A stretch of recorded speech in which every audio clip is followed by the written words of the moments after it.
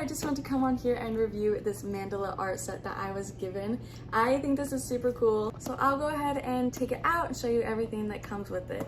My favorite part about it is all of the different varieties of stencils. So there are just so many different designs, and there's so many different sizes as well.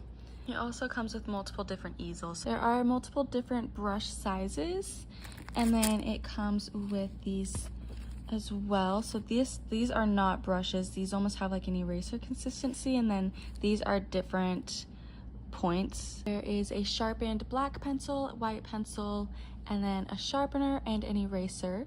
And then there's gems. These are really heavy ball rollers, so I feel like these are great quality. And then these are cardboards that you can practice, and they have multiple different colors and sizes. And then I love that it comes with a pouch to put all of the artistic crafts and tools inside so that you don't lose anything. So that's been really great.